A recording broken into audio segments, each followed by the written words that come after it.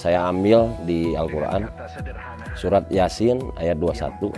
Ikutilah orang-orang yang tidak meminta imbalan, sesungguhnya dia selalu dalam petunjuk.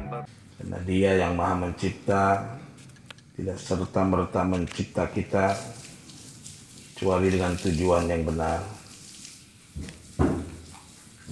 Dan alhamdulillah sampai saat ini kita merasakan, membuktikan kebenarannya bahwa apa yang dianugerahkannya kepada kita adalah nikmat. Apa yang dianugerahkannya ada yang nama dengan karunia fadlan, yang semua itu terus datang silih berganti sesuai dengan kehendaknya. Tapi kembali kepada kita sendiri, apakah kita bisa mensyukuri atau mengingkarinya. Dan semoga kita semua termasuk orang-orang yang bersyukur. Sederhana seperti nafas yang masuk ke dalam rongga kita, bukan karena keinginan kita, tidak pula dikarenakan keinginan sang udara itu sebagai media. Yang dibalik itu sebetulnya energi yang tanpa batas, tapi dia masuk sesuai dengan kehendak Allah, berdiam sebentar dan keluar lagi, dan terus menerus sampai akhir hayat kita. Walaupun kita tertidur, sang nafas terus masuk ke dalam relung hati kita, tidak lama keluar terus menerus, hingga akhirnya kita akan menghembuskan nafas terakhir. Dan semoga tidaklah terjadi hal tersebut, jadi sampai Allah anugerahkan husnul khatimah. Dan kemarin di jalan cerita dengan Bapak Hendra, salah satu saudara beliau, kemarin begitu hari Idul Fitri sudah ditemukan tinggal kerongkongannya saja. Kemungkinan sudah 1 bulan katanya di Cijaura, tidak diketahui kematiannya. Gunawan akibat hidup sendirian. Tuh. Makanya jangan pernah sendirian. Minimal pas mau teno apa gitu kan, gitu. Salah gitu. Kami melawan lantun dan dongkak. Makanya gitu. Saat ini kita syukuri hidup ini dengan beribadah kepadanya, yang menjalankan apa yang diperintahkannya dengan hati yang gembira. Karena mereka yang bergembira itulah yang akan menemukan jalan, bahkan cahaya untuk pulang. Dan mereka orang-orang yang masih tertutup, itulah akan tersesat, sehingga tidak akan pernah bertemu dengan jalannya. Semoga sampai kita wafat, kita selalu dalam bimbingan Allah Subhanahu wa Ta'ala. Semoga kita dihindarkan dari godaan setan yang terkutuk, dan semoga masjid ini diberkahi oleh Allah Subhanahu wa Ta'ala, dan upaya istiqomah kita untuk menghidupkan masjid ini di setiap malam Rabu dengan kuliah malam, semoga menjadi jalan yang menghantarkan kita kepada keridhaan Allah Subhanahu wa Ta'ala. Baik, alhamdulillah, kopi sudah disebarkan belum? Silahkan diedarkan halak kopi. Udah ditunggang. Silakan Bang Roni, duduk yang manis Bang Roni.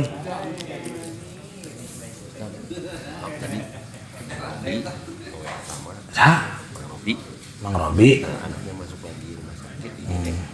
Namanya siapa?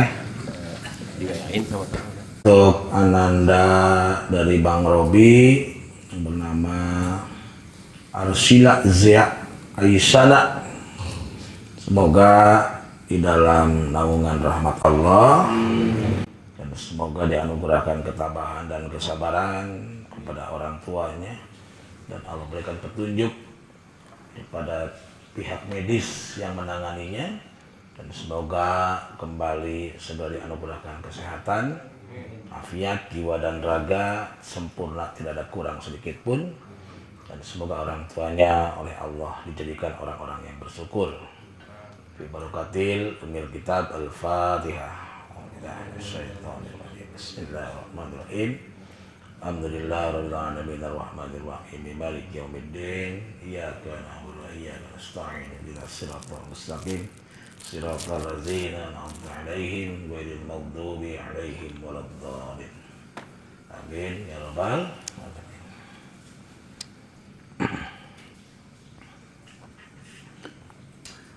maklum udah tua, nggak apa-apa. Oke, sambil berjalan saja. Malam ini kita akan bicara tentang the blind fight. Mungkin teman-teman ada yang akrab dengan satu grup dulu, Fight No More. Soalnya gitu. Kalau gitu jauh dan lagu. Sedang in the morning. Langsung the blind fight dan langsung apa nih? Wah, buta. Ya, kita keyakinan iman yang buta. Ini judul yang sifatnya dikotomi ini sebetulnya. Dikotomi itu berbanding terbalik. Karena orang beriman itu harusnya melihat. Gitu. Kenapa saya ambil tema dengan the blind faith ini? Salah satu request dari netizen ini. Netizen gitu menemukan gitu hari ini kok rasanya banyak orang-orang yang katanya merasa beriman kok buta gitu. Padahal orang beriman itu melihat gitu. Ya, semoga Allah Subhanahu wa taala menganugerahkan cahaya kepada jiwa raga kita. Atas bawah, depan belakang kita dan semua organ tubuh kita diliputi dengan cahayanya Allah Subhanahu wa taala.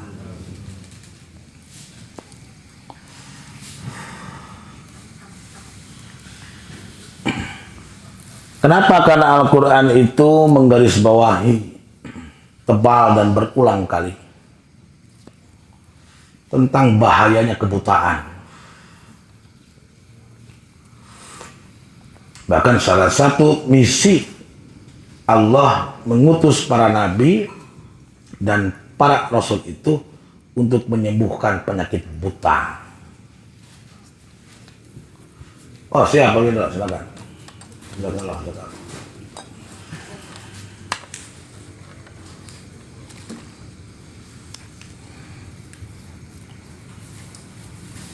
Seperti dalam surah apa itu? Nabi-nabi nyadarkan lolong teh.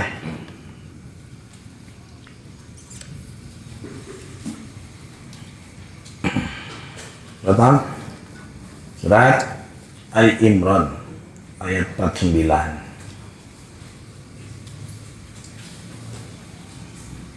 So, selingan lah.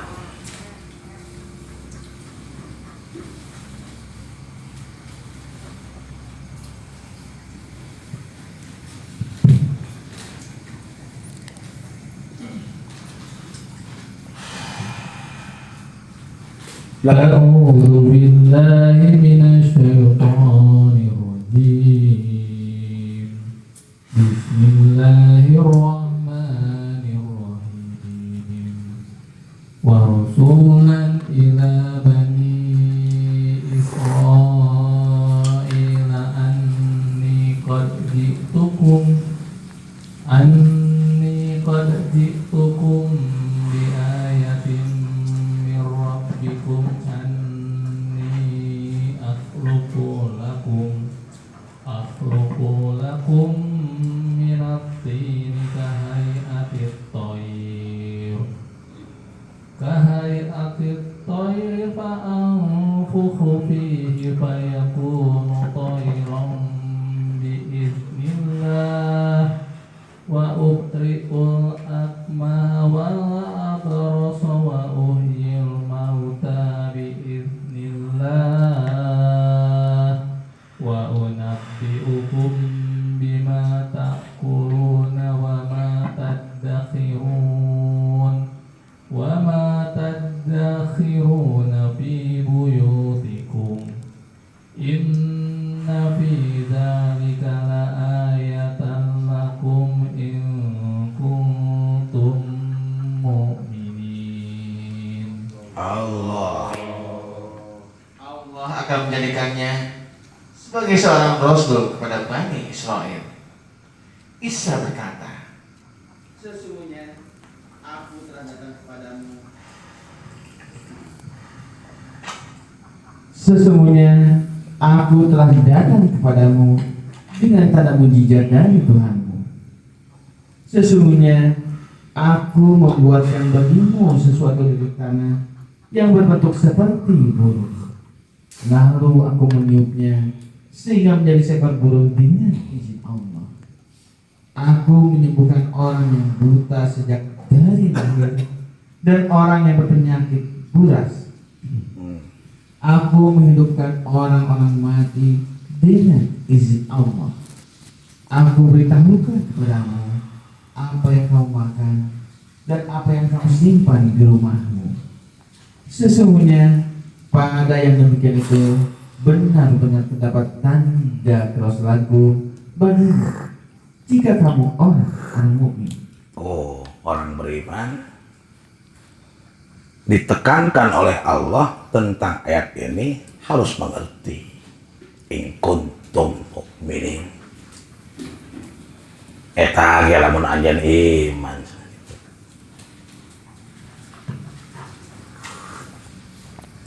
Memang dalam kaidah tafsir jika ada kata in diikuti oleh kalimat apapun itu cenderung sedikit sekali. In kuntum mukminin artinya yang beriman itu sedikit.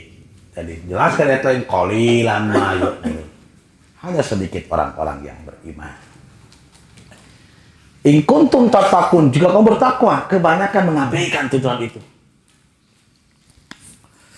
Seperti surat ini pun, ayat ini pun jarang dibunyikan, jarang dibahas. Itu, betul tidak? Ada agama kisah Nabi Isa gitu.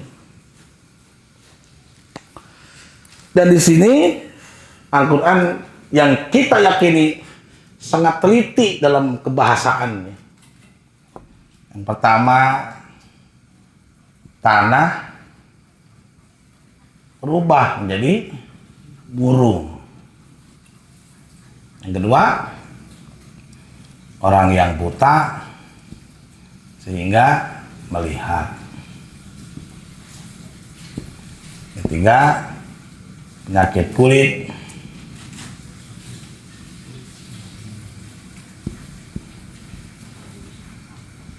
Sehingga menjadi mulus gitu lah.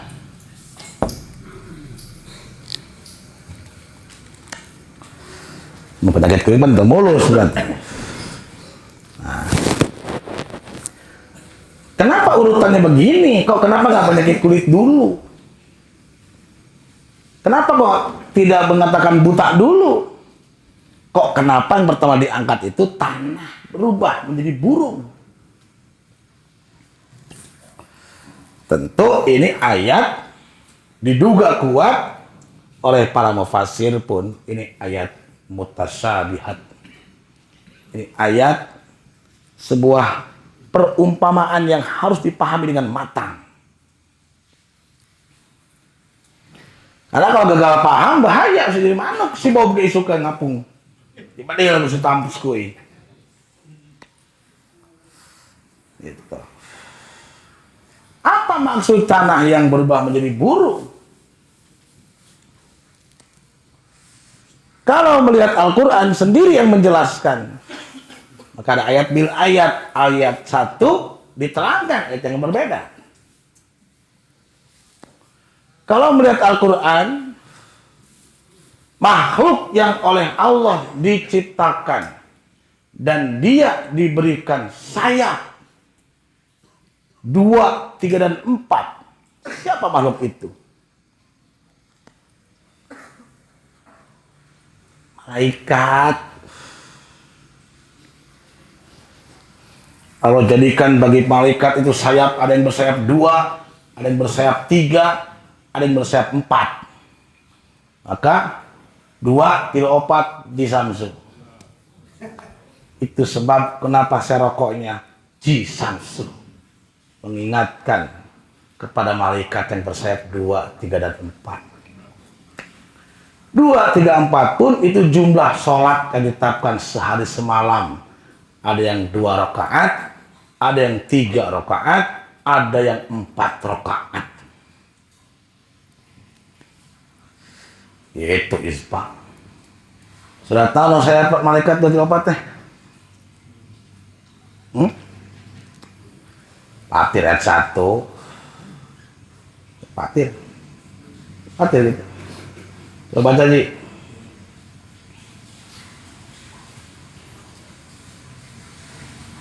Ya itu. Langsung deh. Betul lah. Sok ngeraklik lah, nggak ulang-ulang gitu. Udah jentres soalnya yang barudak mah. Itu jentres soalnya ngarang gitu. Segala puji bagi Allah, pencipta langit dan bumi, yang menjadikan malaikat sebagai utusan-utusannya, yang mempunyai sayap. Masing-masing ada yang 2, 3, dan 4. Tuh. Dia menambahkan pada ciptaannya apa yang dia kehendaki. Sesungguhnya Allah Maha Kuasa atas segala sesuatu. Sorry Pak isunya ayat. Kita kenal ke baca sejuk tegera. Gitu. Jadi paling banyak berapa sayapnya? Oh, 1, 2, 3, 4. Maka lahirlah kata ofor. Ofor, yes, 4.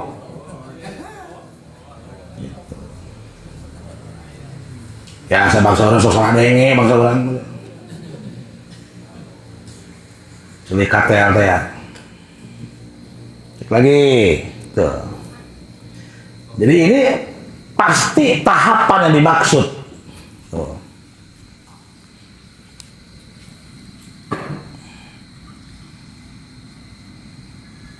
Tahapan seperti anak tangga.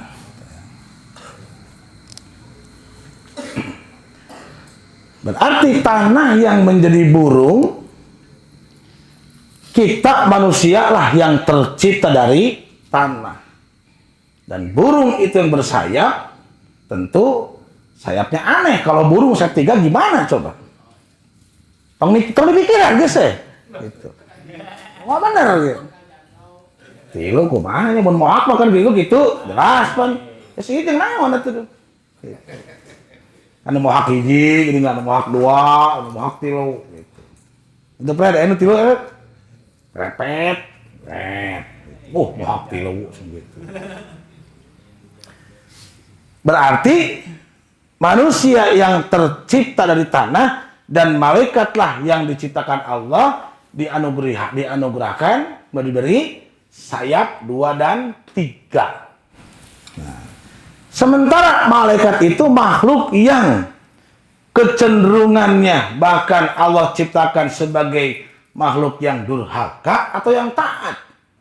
Nah, berarti para nabi teh diutus kepada satu kaum agar kaum itu menjadi kaum yang taat seperti malaikat. Lain ampung ada. Gitu.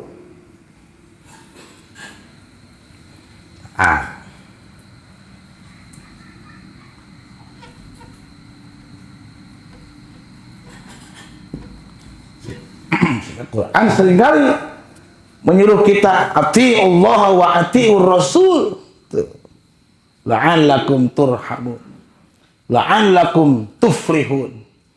Ketaatan kepada Allah dan Rasul itu mengakibatkan dia yang taat itu akan bahagia. Dia akan dicurahkan rahmat. Gitu. Tuflihun jeung turhamun. Tinggal tanya diri kita, apakah kita ini sudah menjadi burung? Atau kadang jadi burung, kadang jadi kodok? Alias bangkong. Gitu. Jadi burung itu makhluk yang sangat punya refleks tinggi. Mun aya manuk disamberkeun kumaha? langsung hiber, terbang. Makhluk yang taat. Nah. Ketaatan itulah yang akan menjadikan si orang itu yang tadinya buta menjadi melihat. Ketika ketaatannya konsisten, istiqomah, maka si orang itu akan berkembang. Yang tadinya maksiat berubah menjadi taat, yang tadinya haram jadah berubah menjadi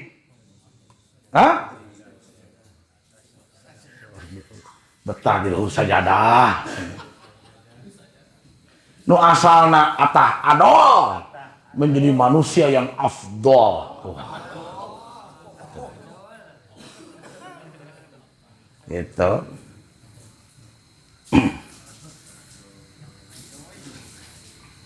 Maka akan berkembang tuh. Yang kedua, buta menjadi melihat. Artinya apa? Mereka mengerti kenapa harus taat. Dan mereka mengerti setiap ketaatan yang dilakukannya itu tidak serta-merta sekedar taat, tapi dia memahami. Maka orang tua kita mengingatkan, tong tuturut munding. Allah mengingatkan, wala tahfu ma laisa laka bi ilm. Jangan kamu berbuat kalau kamu tidak ngerti. Dan terbukti ternyata banyak orang yang taat, tetapi ketaatan yang dilakukannya itu dia tidak mengerti. Artinya dia boleh jadi sudah menjadi burung, tetapi masih dalam kondisi buta.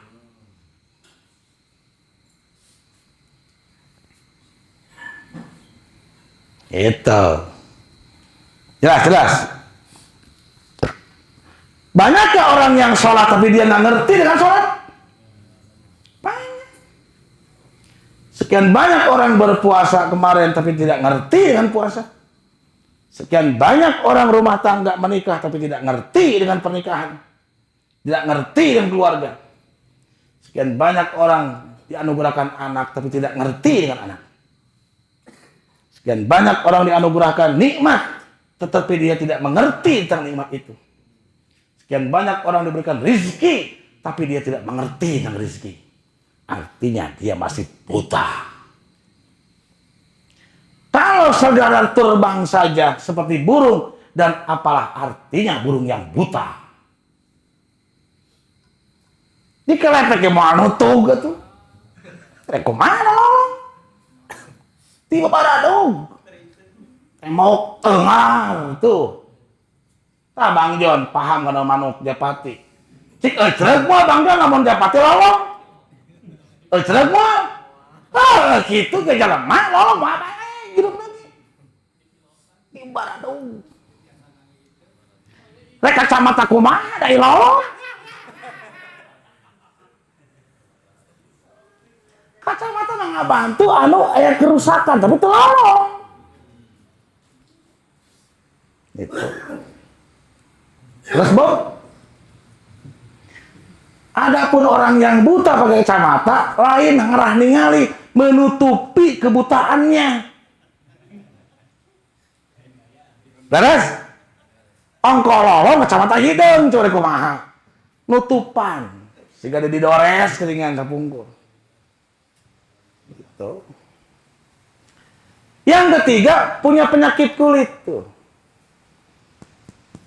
Ada orang yang sudah taat, boleh jadi dia pun sudah melihat, tapi masih berpenyakit kulit, wah menakjubkan.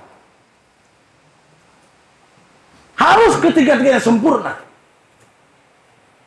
Si burung itu sehat, si burung itu melihat, si burung itu mulus kulitnya. Lamun Japati mah teu ngararas gitu. Ya, benar tuh. Enak. Tumbuhnya sang burung can beres buluna. Hiberkeun balek mah. Oh ya. Salar deui cenah geuningan. Gitu. Dibikin pret. Oh, salar deui. Pret. Kieu mah matukeun bening. Lamun cicing lineuk gitu. Kami manuk mah. Allahumma shayban nafi'.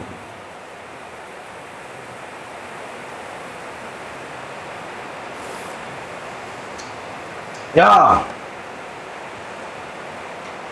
Lanjut lagi.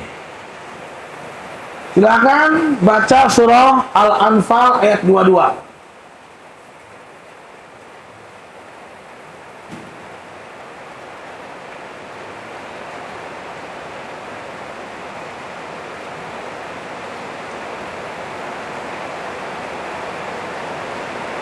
أعوذ بالله من الشيطان الرجيم إن شر الدواب عند الله الصم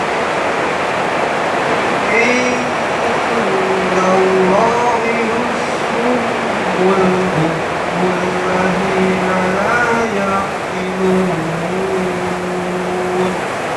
Allah. Sesungguhnya seburuk-buruk anak yang tergerak dalam perang Allah dalam daerah tuli dan bisa itu orang-orang yang tidak Oh. Inna syarrad dawabi indallahi summun bukmun ladzi la ya'qilun.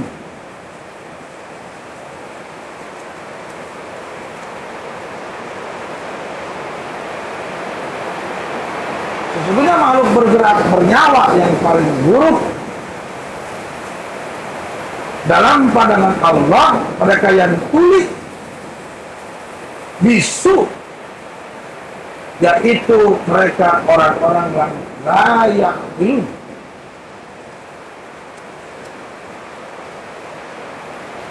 Mereka orang-orang yang tidak mau, bahkan boleh jadi tidak mampu mendaya budikan akalnya, sehingga mereka tidak mengerti.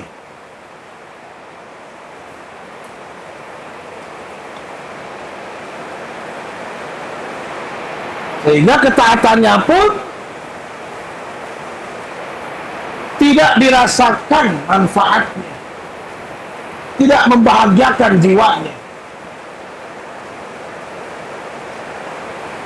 Bahkan ketaatannya itu semakin menambah parah penyakit kulitnya. Jegetret wae.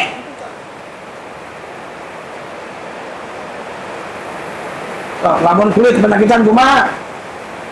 Renyem. Garau wae.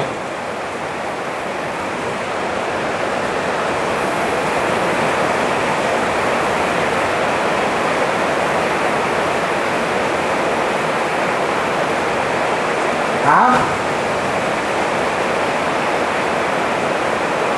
Paham tidak? Jawab dong. Namun tidak nggak curiga seperti itu. Pemikiran naon dia? Surah Nabi Muhammad. Ya.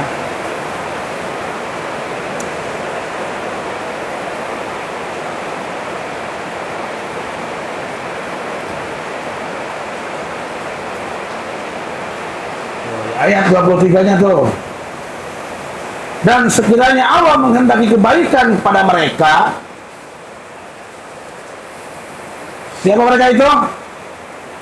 Mereka orang yang tuli, bisu dan tidak mengerti, yang seburuk-buruk makhluk tuh masih durhaka, masih diliputi kemaksiatan, can hiber sega manuk di ibarat malaikat makhluk yang taat kepada Allah. Tentu dia dijadikan mereka dapat mendengar.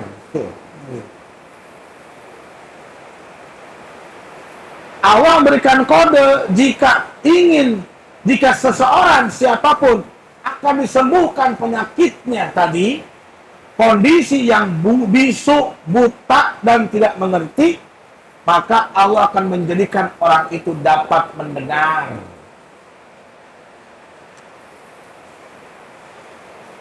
Orang yang tugasnya mendengar disebutnya mustami.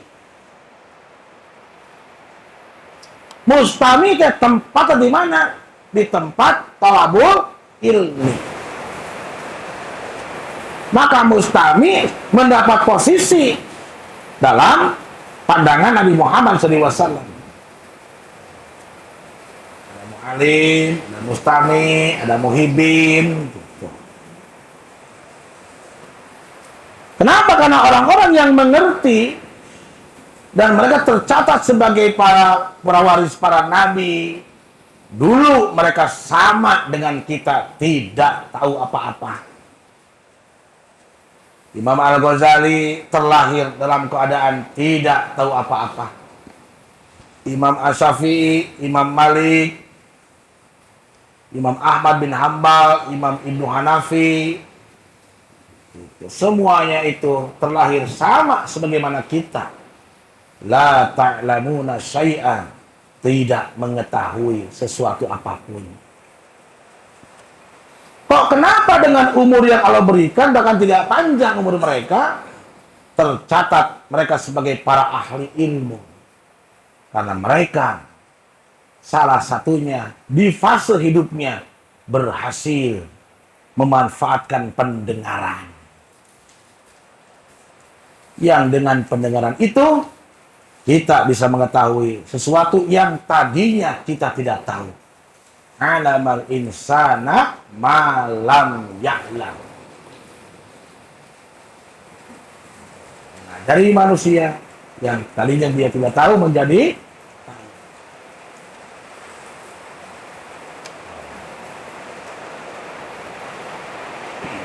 Dan jika Allah menjadikan mereka dapat mendengar, karena kebutaan itu dan penyakit kulit yang belum sembuh, mereka malah berpaling. Sedang mereka memalingkan diri.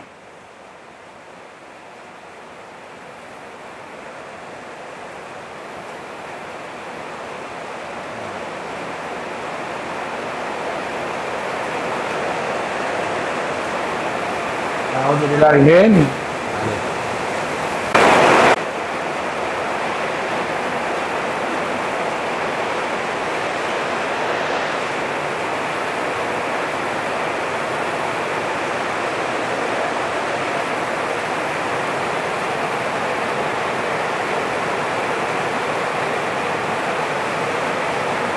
Lagi, silakan diudok surat Al-Baqarah 171.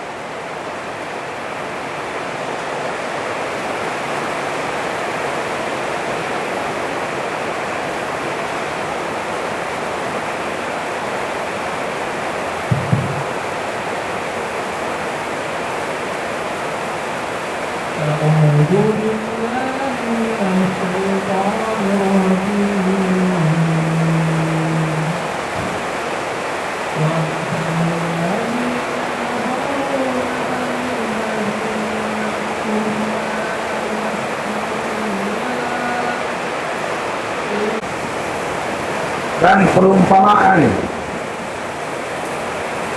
bagi orang-orang yang masih tertutup alias buta, maka sang penyeru diibaratkan seperti meneriaki binatang yang tidak mendengar selain panggilan dan teriakan sang tuli bisu buta, dan mereka tidak membantu.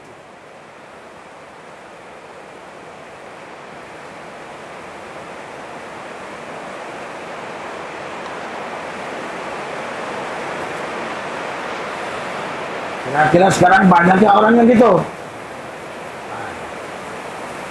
Kira-kira kita termasuk nggak? Janganlah ya. Harus melek ya. Pernah buta lah. Sekarang udah melihat. Amin. Pernah udah tanah manuk. Maka Indonesia simbolnya burung. Dalam burung kita simbol ketaatan. Simbol malaikat.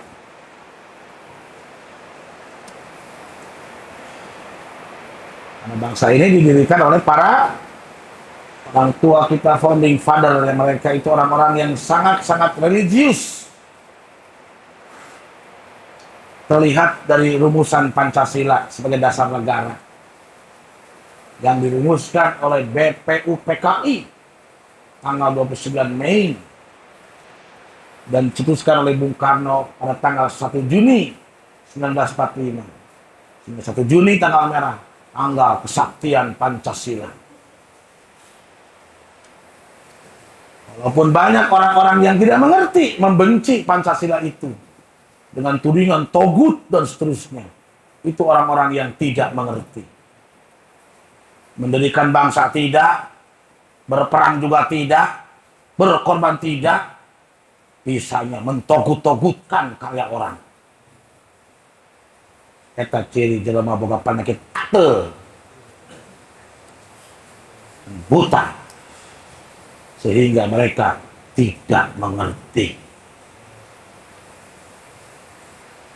Ada tidak mengatakan Pancasila togut? Kok bisa? Ya bisa lah, orang nggak ngerti.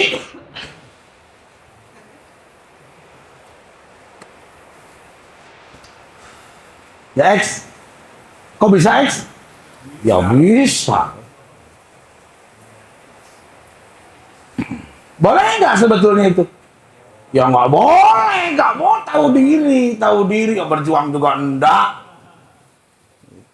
Ngusir penjajah juga tidak, ketemu juga tidak, zaman juga beda, ya tiba-tiba togut, tahu diri dong.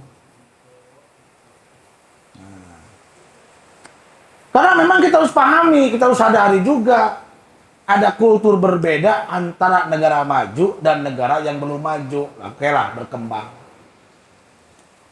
Di Indonesia, khususon kota Bandung saja, baru sadar budaya antri tahun berapa itu?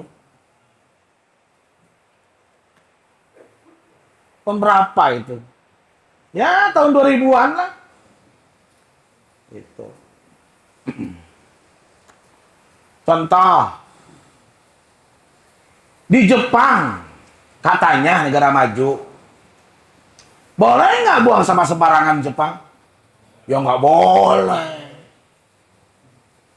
Di kota Bandung boleh nggak buang sama sembarangan? Ya nggak boleh juga. Sama-sama nggak boleh sebetulnya. Loh kok banyak yang buang sampah? Itulah persoalan. Kemungkinan orang-orang di kita masih belum ngerti. Dia tahu. Tapi dia pura-pura tidak tahu. Saya mau tanya lagi, di Denmark boleh nggak korupsi? Ya nggak boleh. Di Indonesia boleh? Nggak boleh juga. Sama-sama nggak boleh sebetulnya. Jadi kalau ada koruptor bukan begini kan ini Indonesia boleh? Enggak, makanya ada KPK. Ya tapi karena satu dan lain faktor nggak ngerti ya buta. Belum jadi burung, belum di makhluk yang taat, atau ribatul korup, hayang korup, itu. Lihat orang punya pulau, pengen punya. Lihat orang punya mobil baru, pengen juga. Lihat orang duitnya banyak, pengen juga. Dia korupsi, padahal baik di Denmark, Indonesia, korupsi sama-sama tidak boleh.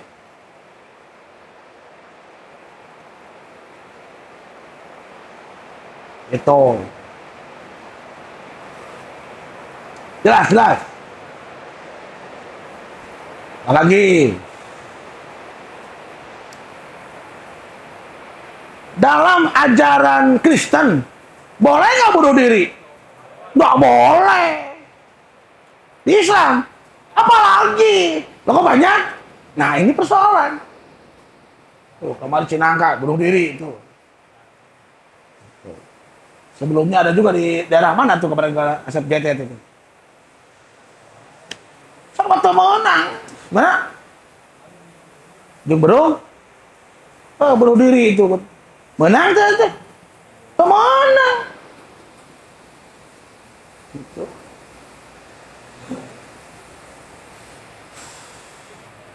Coba satu lagi.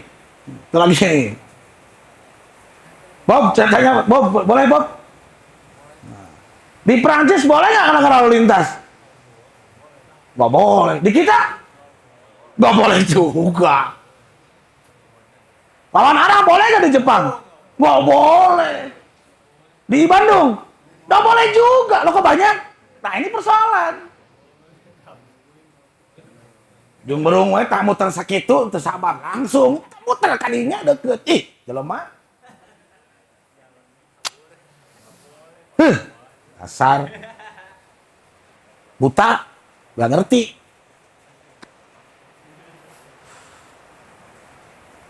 Jelas ya. Sama temenang, Wak. Sebenarnya sama temenang. Bener gak?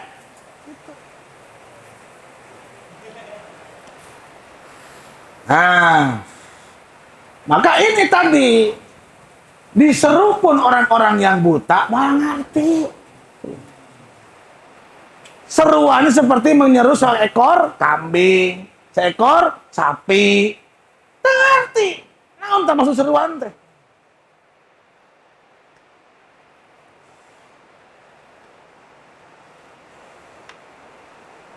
Nah, kita cari persoalannya nih. Kok kenapa orang yang beragama justru seolah-olah paling banyak pelanggarannya? Coba.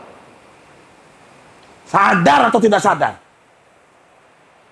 Orang-orang yang katanya beriman, orang-orang yang katanya bermuslim, berislam, justru paling banyak pelanggarannya. Khususon di tanah air ini. Nyaris pelanggar, baik itu pelanggar kriminal, baik itu yang namanya pengedar narkoba, termasuk itu yang namanya apa tuh terlibat dengan judo. Pasti mereka beragama. Terus juga nama judo, aing ateis. Entah. Dipeci bahkan. Dipanggil ke KPK dipeci, mau ke Bang Tasbih, berarti salah. Bayi makin rompi oranye, ya. Gini, cik atuh tos sakuana isin lah, mun urang tos we. Gitu. Dan tiala ke kupluk we atau mata kenawan tuh, udah peci wae tuh. Isin. Kupluk we tuh. Atau pakai topi, iya itu nanti. Moki tuh, maki lah. Itu no gitu topi bulan jaringan. Hah? Hah? Itu. Saya tahu apa wae.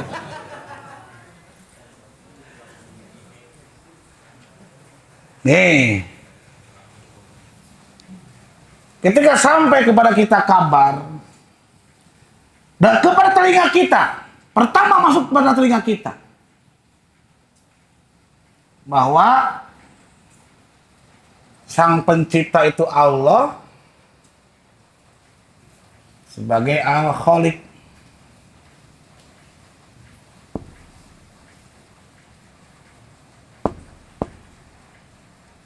Dan kita ini sebagai makhluk. Nah, ini pencipta. Ini ciptaan. Nah, kata ini yang pertama kali kita dengar. Yang kita pegang berpuluh-puluh tahun. Bahwa Allah itu pencipta dan kita adalah ciptaan Allah. Kalau dinyanyikan lagu Bintang Kecil. Pelangi, pelangi, pelangi, ciptaan Tuhan. Karena kata pencipta dan ciptaan itu memberi kesan terpisah. antara sang pencipta dengan ciptaannya. Pencipta yang membuat whiteboard ini tidak hadir di sini. Tuh, ting saha segitu apa? Pencipta ieu banner, eueuh di dieu. Nu nyieun ieu karpet, teu hadir di dieu. Nu nyieun teu udud, ting saha? Jadi ketika kita memahami bahwa kita ciptaan dan dia pencipta, tanpa sadar diterima oleh benak kita bahwa kita dengan dia terpisah. Sehingga banyak orang berkata, saya ingin mendekatkan diri kepada Allah. Memang Allah jauh gitu. Sampai kudu dekat ke? Bahkan ada film para pencari Tuhan. Seperti benar. Terkesan indah. Padahal itu menurut saya tidak tepat. Karena si pencari dengan yang dicari belum ketemu.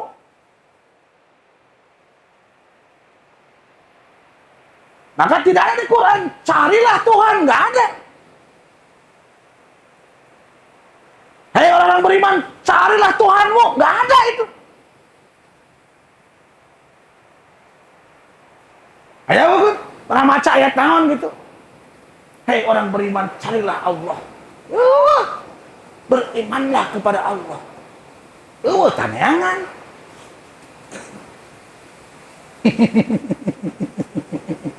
Betul Bang Freddy? Gitu. Jadi kira-kira perlu kita koreksi nggak tuh Bapak Haji Deddy Mizwar tuh? Kita koreksi. Walaupun tujuannya bagus. Ya. Kenapa harus dicari, Pak Haji? Kan nggak ada perintahnya nyari Tuhan. Kalau nyari ilmu, ya ada. Tolabul ilm, nggak ada tolibul robi, nggak ada. Karena si pencari dengan yang dicari berarti berjalan. Makanya harus kita mencari ilmu. Kalau Tuhan nggak usah dicari. Kenapa? Ini nih.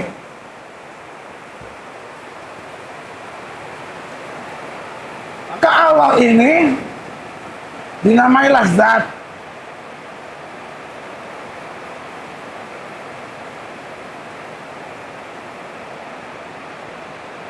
Si makhluk dinamailah zat.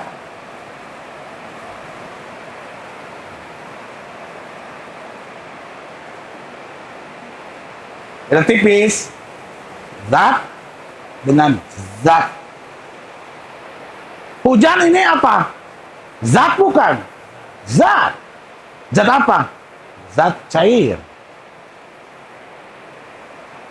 Itu. Handphone Mas Bob zat bukan?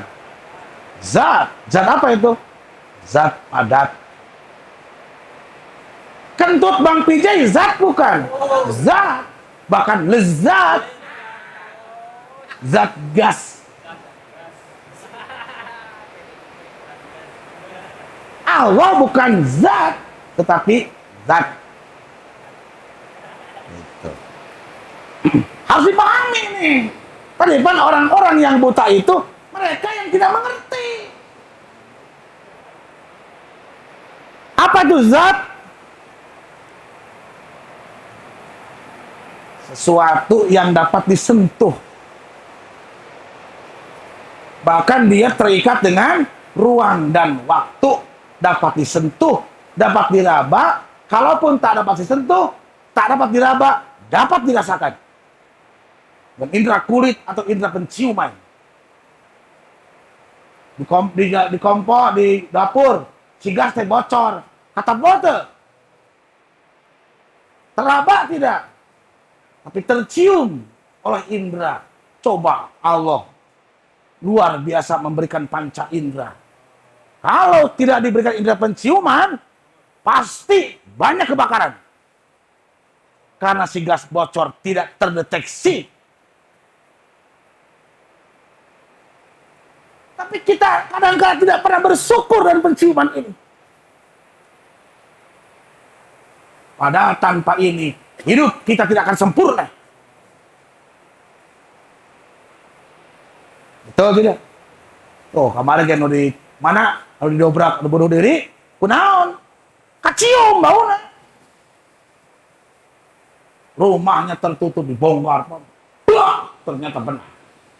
Kita. Babangus. Hebat ya? Hebat. Walaupun dengan hikmah tertentu, Allah batasi. Coba lamun radius ieu 1 kilo, mah tenang yuk ini ya. Sampah Cileunyi beunang kana ieu. Coba rek kumaha. Gitu. Nu hitut di MBG itu beunang ka dieu rek kumaha ieu nya. Gak akan tenang kita hidup. Ku Allah dibatasi radiusnya.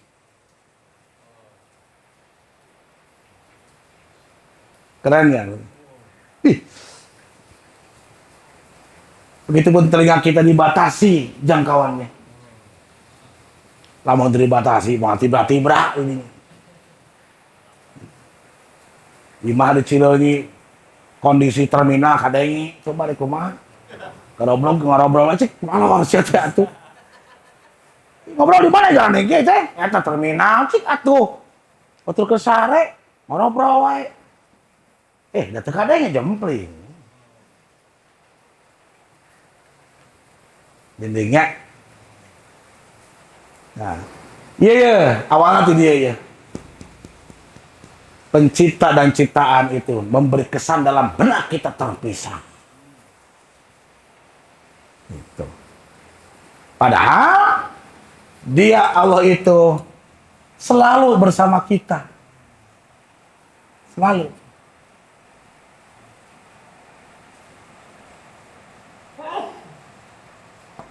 Langsung redaksinya zat Allah wallahu ma'akum. Dan Allah selalu bersamamu. Gitu. Tanda. Tanda? Hah? Nah, ini mah dia. Ima Allah. Al-Hadi itu domir. Dia, wahwa. Ima Allah. Surat Muhammad. Ayat 5. Duh, silakan baca, Bang Udo.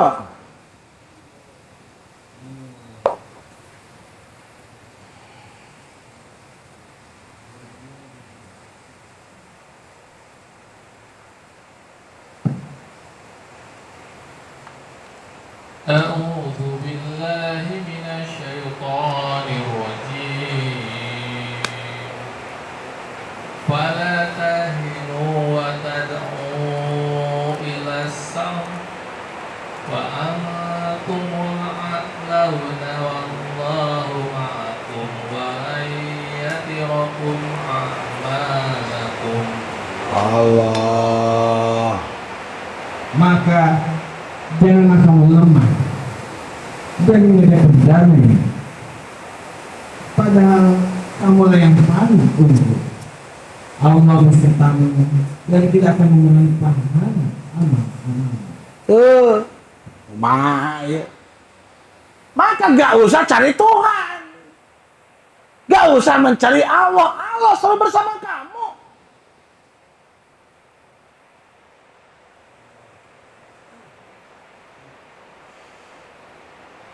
Keren kan nih? Keren dong kalau Allah bisa ke timur tengah urukan itu, wah, tanpa gue mampu, kabeh aja lama. Kabayang antrina juga kumaha tuh. Mereka yang panggil jeung artis wae ge hese. Bojon Allah wah jelema yang parangi kabeh. Cik hiji atuh. Saurang yang curhat itu ieu teh ya siapa panggil guru curhat. Ya Allah, abis hirup tuh, ya Allah, ini kieu-kieu teuing. Cek Allah tuh, betul sih kumaha gitu. Kabayang, konyol.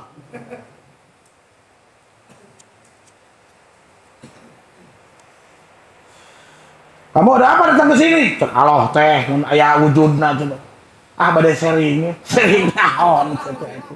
Ngawaskeun eta Quran gitu, ayat sekian teh kumaha tafsirna gitu. Kacau. Badai sering we gitu. Bari mah kopi bapak. Kalau teh ka kuring teu mawa antara nyanya. Kalau teh pohon. Konyol. Nah, maka dia disebut zat Allah. Zat Allah. Namun zat hakikat dari segala sesuatu.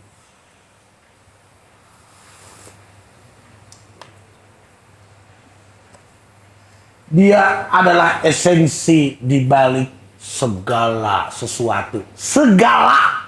Ingat. Bukan sebagian, segala.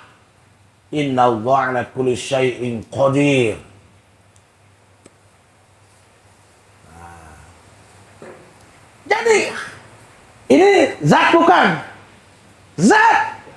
Di baliknya sebetulnya zat. Termasuk karpet ini, termasuk minuman Anda, termasuk pakaian Anda, semua, segala sesuatu. Sayang, kita tidak bisa menangkap dengan sempurna kehadirannya itu. Kunaon? Tolong kene.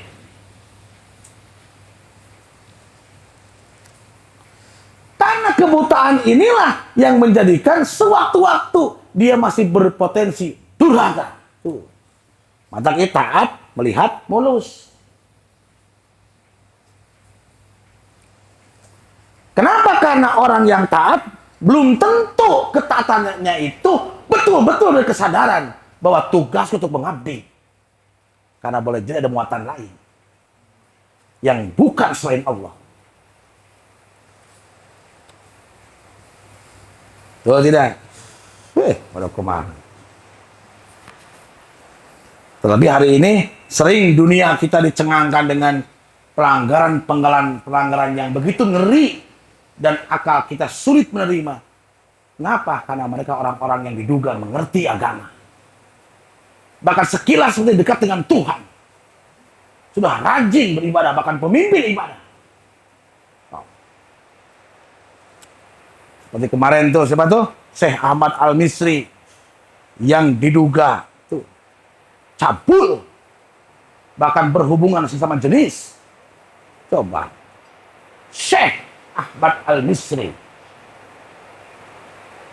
tampil di televisi sebagai orang yang seolah-olah suci, padahal di balik itu cair.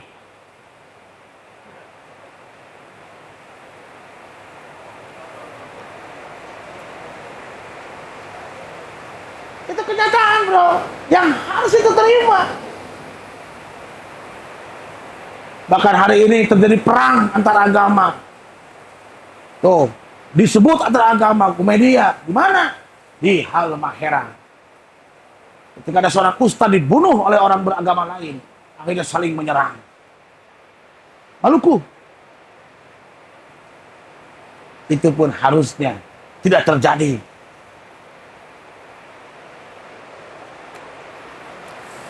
Kenapa? Kemungkinan tadi akibat tidak mengerti.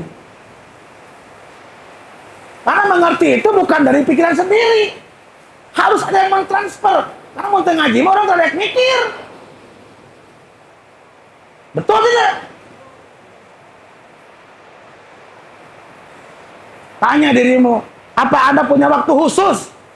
Sehari 1 jam kek, 2 jam kek, untuk sekedar merenung tentang Al-Quran? Saya tidak yakin. Kunaon? Udah butuh kemampuan.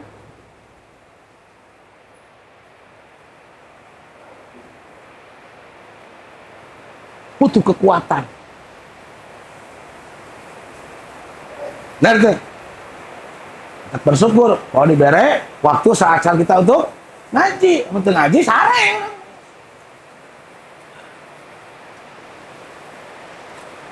Sareng. Ngaji, tengarti gitu. Dan dianggap bukan masalah oleh kita semua.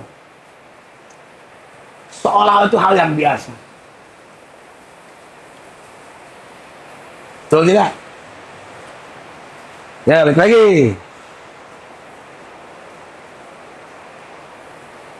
Jadi akibat dari pemahaman pencipta dan ciptaan, akhirnya seolah-olah kita dengan dia itu berjarak dan dia itu hanya di tempat tertentu. Tuh, tinggalin. Padahal Allah yang mengatakan, aku bersamamu. Dengan menengadahkan tangan ke atas, mengalih ke langit, ya Allah. Dan meren di situ Allah teh. Pada saat ada mengangkat tangan pun, itu sudah bagian dari kekuasaannya, bukan kemampuan kamu. Dia yang menggerakkan sel-sel tubuhmu itu. Yang membuat tanganmu bisa berubah posisi dari bawah sampai terangkat. Jadi tidak bicara sampai berkata-kata.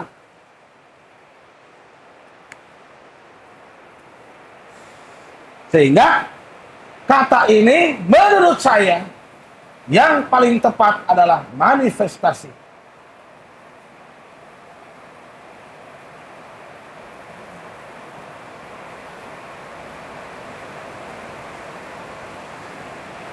Makhluk itu adalah manifestasi dari Dia yang Maha Pencipta itu. Kitalah buktilah ciptaan. Dan dia tidak pernah meninggalkan kamu walaupun sedetik. Cuma kamu saja yang merasa ditinggalkan oleh dia. Akibat mata hatinya masih tertutup. Hujan ini izin siapa? Izinnya dia. Karena dia mengizinkan, kita bisa protes. Kapan yang tahu hujan ini berhenti? Ya dia juga yang memulai. Maka mumpung masih ada waktu, ayo kita sadari semua itu. Jangan lama-lama. Nanti lama-lama. Jangan lama-lama. Jangan lama-lama. Nanti lama-lama. Itu. Lama-lama makin tertutup lagi, makin tebal lagi. Akhirnya kamu akan hidup dalam kebingungan. Nah, sehingga luar biasa. Para pendiri bangsa ini punya khasnya sendiri. Ketika datang petunjuk Al-Quran dalam bahasa Arab, oleh para founding father, bapak kita, negara kita, dibuatlah rumusan Pancasila, dengan sila pertama, ketuhanan yang Maha Esa. Dibawa oleh M. Yamin, Sogorogen ke Bung Karno. Umamun kita asasnya ketuhanan, keadilan, musyawarah, kesejahteraan, dan sosial. Oke, kita terus. Yona kalimat. Sampai waktu kita sekolah, bahkan mungkin Pak Hendra yang masih sebagai ASN, masih sering dibacakan itu di dalam satu upacara. Masih. Kurang terserah kola. Terserah lagi berapa gering. Pancasila. Pancasila. Satu. Ketuhanan yang Maha Esa. Ketuhanan yang Maha Esa. Dua. Gitu. Pada waktu itu kita mengucapkan itu tanpa sadar dan kita nggak ngerti. Betul nggak? Mana rasanya? Naon sih?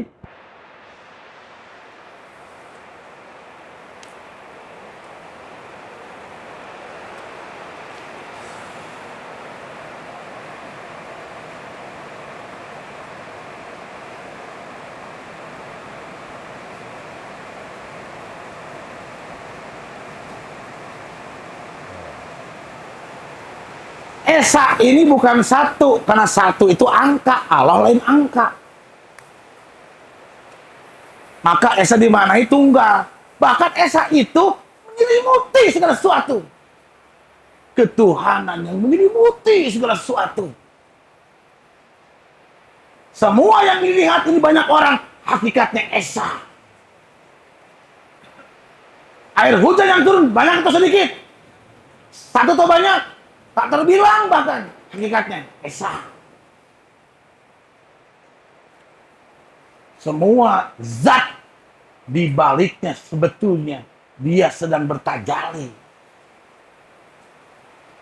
Dia sedang bermanifestasi dengan apa yang dikehendakinya itu. Maka kholik dan makhluk itu tidak bisa berpisah.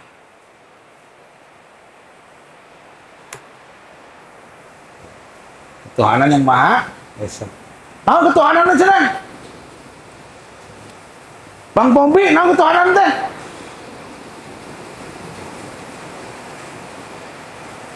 Mandan? Tersifati oleh sifat-sifat Tuhan.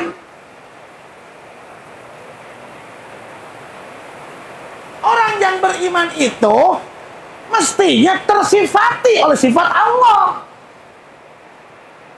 Ibu aku beriman sifat setan kumaha. Teu nyambung bisa.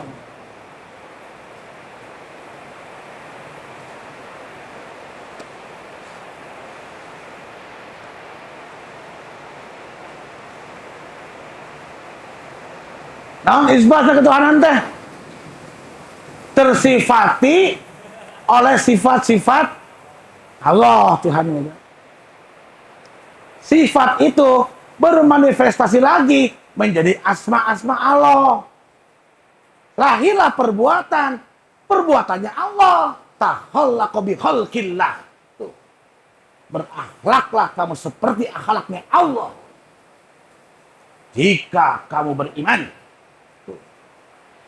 Kenyataannya jauh panggang daripada api.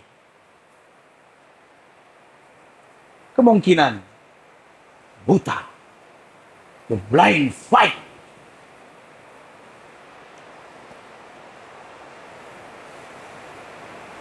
Nyambung gak dulu, nyambung gak?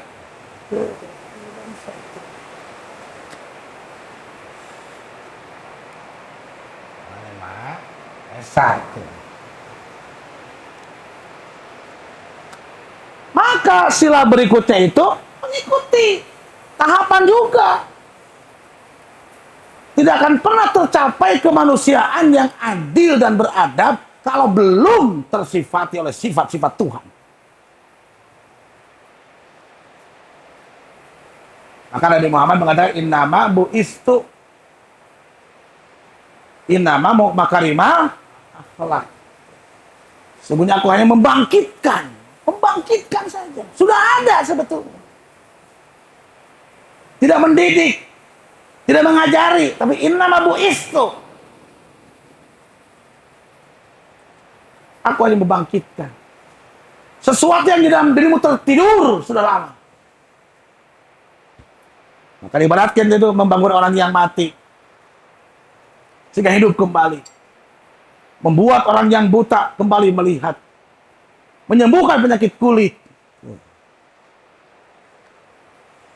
yang membuat akhirnya hidupnya jauh dari konflik. Nah, saudara Nabi Muhammad. Maka lanjutnya kebersatuan Indo, orang-orang yang sudah memahami dan tersifati oleh sifat-sifat Tuhan, tidak sulit bercampur. Jangankan dengan yang berbeda mazhab, sesama muslim, dengan yang berbeda agama pun oke, dalam hal tertentu. Pembangunan jalan, mari kita kerjasama. Mengentaskan kebodohan, mari kita kerjasama. Mengentaskan kemiskinan, bisa bekerjasama. Mencerdaskan bangsa, bisa bekerjasama. Tapi dalam praktek beragama, lakum dinukum waliyadin.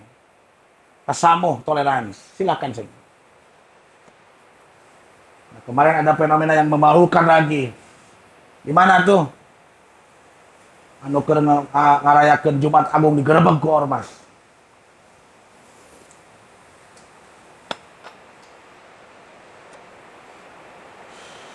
Itu sering kali berulang di tanah air ini. Itu cerminan kemungkinan tidak mengerti.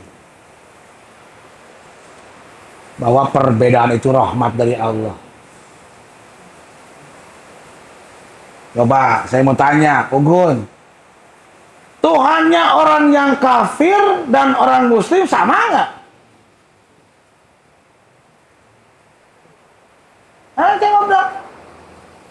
Sama beda? Sama. Ya sama. Gitu.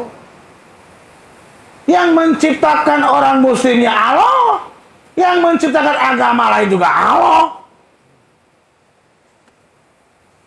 Jadi kalau Anda beranggapan berbeda, Anda sendiri yang musyrik ternyata. Nya orang anu itu beda, atau Tuhan agak beda. Terjadi dia maka kecok. Kalaupun orang itu beranggapan berbeda, ya urusan dia. Tapi dalam keyakinan kita, semua orang yang beragama apapun penciptanya Allah.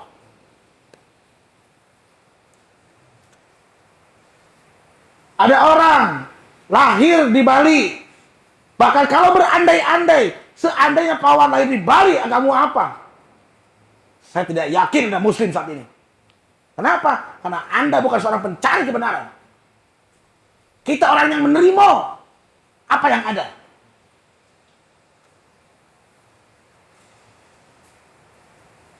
Seandainya Mr. X lahir di Vatikan, kemungkinan besar beliau ortodok.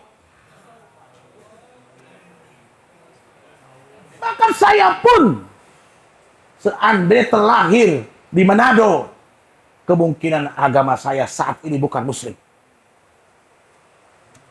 Ada orang yang mencari. Kira-kira kan intinya. Sebelum kena kabur dia mah.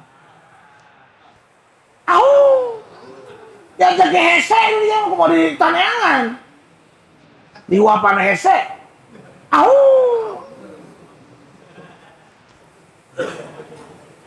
Betul tidak?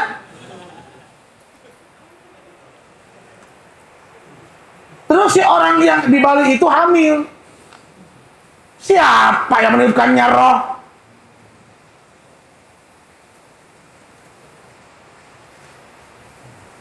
No, cuma dewa-dewa, weh. Nah, berarti akidah Anda mesti diperbaiki lagi. Anda belum ngerti berarti. Siapa yang mengizinkan dia hidup? Siapa yang dia mengizinkan sampai dia mempraktekkan yang diyakinnya itu? Coba. Maka orang yang sampai ke sana sadar persatuan Indonesia. Dan terbukti bangsa ini. Sampai saya bertemu dengan teman yang sekolah di sana. Kapan katanya, kata orang Timur Tengah, kapan Indonesia konflik, kapan? Wah, Paseha di mana tuh berarti Paseha? Jadi Arab itu satu bahasa, satu agama terpecah 21 negara. Dan tidak rukun lagi. Mesir agamanya apa? Islam. Palestina sama. Kenapa membiarkan? Sudah bicara politik susah. Termasuk mencengangkan kemarin Arab Saudi mendukung Israel dan Amerika. Kumaha coba?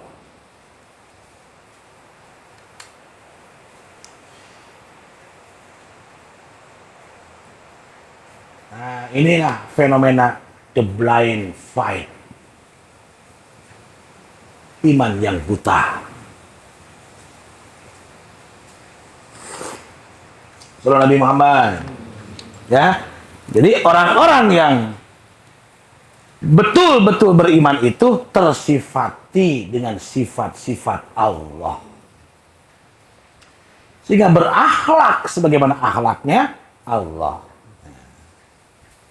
Contoh, orang yang beriman itu yang menebar kasih sayang atau yang menebar tidak kasih dan tidak sayang. Kasih sayang. Kenapa?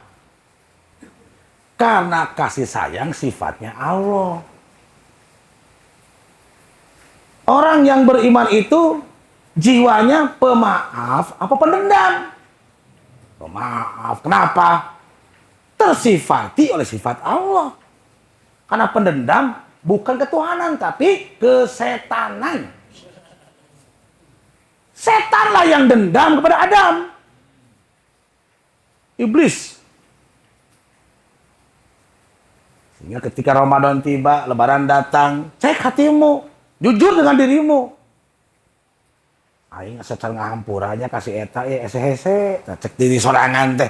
Jujur, anjeun belum beriman. Kenapa? Belum tersifati dengan sifat-sifat Tuhan. Tanpa kamu pahami, untungnya apa sih kamu benci sama orang lain? Orang yang berakal itu tidak akan ngukut, ngepirugian. Maka wajar sih mereka bisu, tuli, dan gak ngerti. Namun untungnya, Pak, miara si eta. Ya, virus eta teh mun dina komputer mik epi gitu.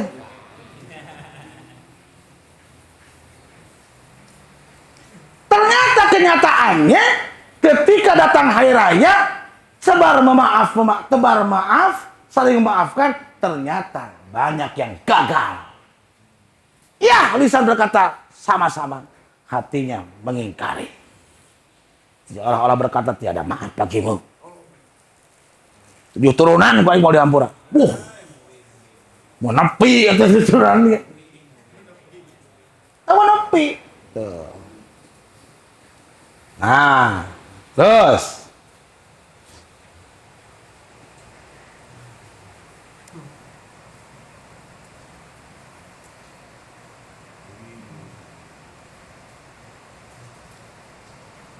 Maka yang membedakan itu, kalau orang beriman itu punya cara pandang tentang objek. Kalau orang yang masih buta, terjebak dengan pandangan.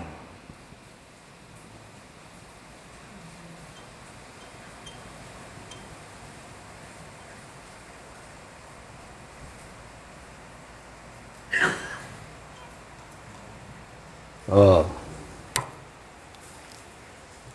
Jadi orang-orang yang melihat itu, dia punya cara pandang tentang objek. Orang-orang yang buta terjebak dengan apa yang dia pandang.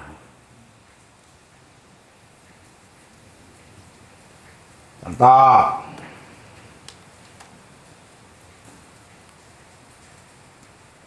Bicara pandangan, bicara cara berpikir, pikiran. Sehingga banyak di antara para alim dan ulama, termasuk dicetuskan pula oleh para filosof, hati-hati dengan cara berpikirmu. Hati-hati dengan pikiranmu.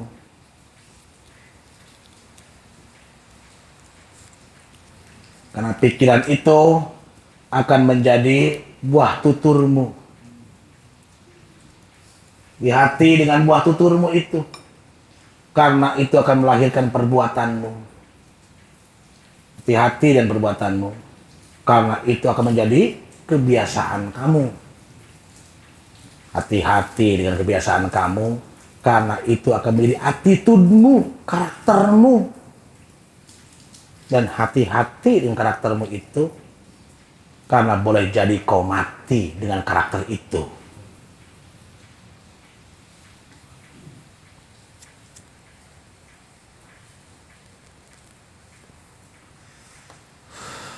Mereka orang-orang yang sudah taat, sudah terbang.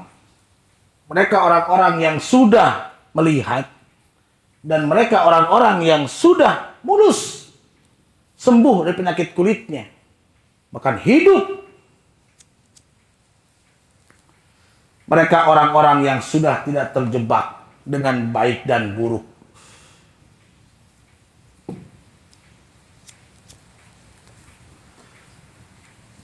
Baik itu datangnya dari mana?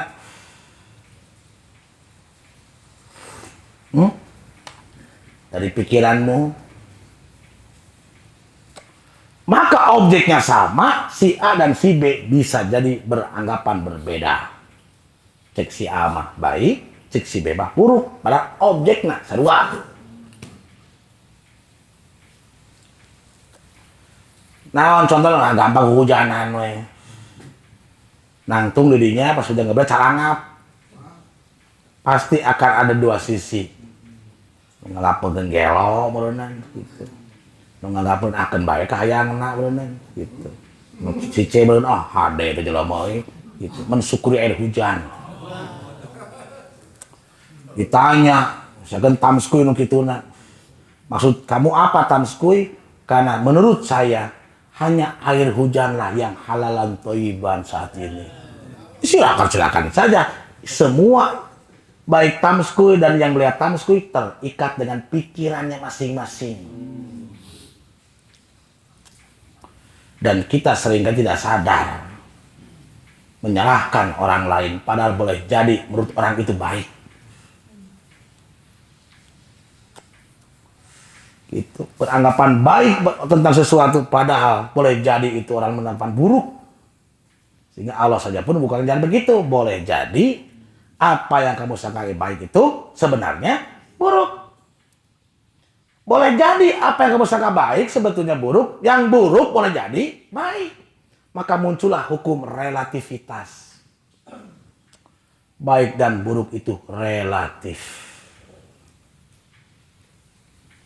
Gitu. Sampai saya lihat itu di satu channel Ustadz Saha Muhammad Saha langsung ke sini Trans 7, rada gendut-gendut Muhammad Saha gitu.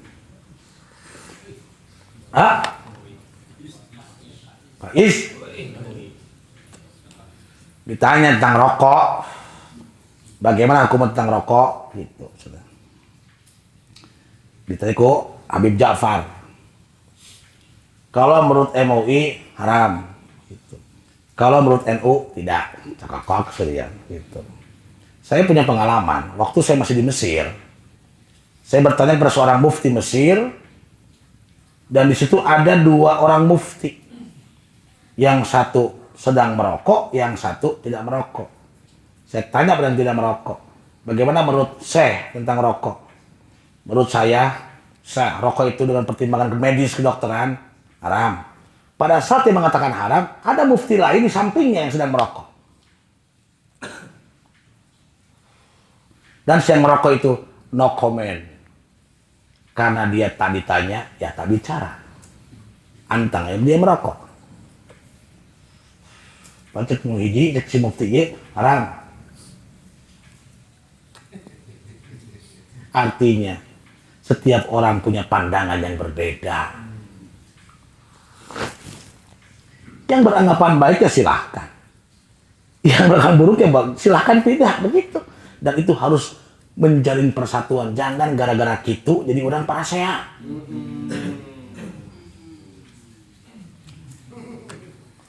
Gitu.